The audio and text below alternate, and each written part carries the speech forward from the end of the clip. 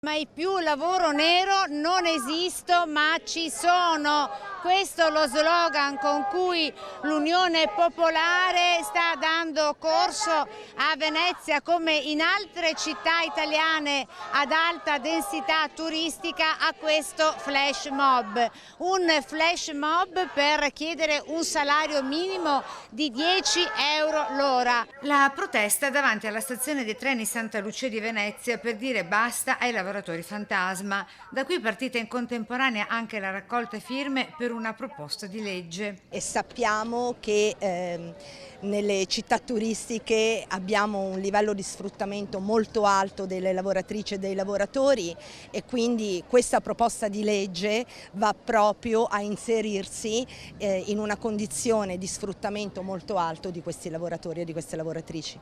A Venezia, città notoriamente dall'impronta economica legata al turismo, i lavoratori fantasma sfruttati con contratti capestri e finte partite IVA, secondo gli autori del flash mob, e da ricercarsi, tra gli altri, nel settore alberghiero, della ristorazione e in quello culturale, compreso quello museale. Tramite gli appalti e le esternalizzazioni abbiamo nel settore della cultura, ad esempio, dove viene applicato il multiservizi, che è il contratto delle pulizie, e anche il contratto della vigilanza, che è uno dei contratti più bassi in Italia, abbiamo dei salari minimi di ingresso di circa 6 euro all'ora. E le istituzioni culturali, tra l'altro, hanno degli introiti altissimi. Ad esempio la Biennale ha ricevuto 175 milioni di PNRR e non riconosce i lavoratori che lavorano nei padiglioni.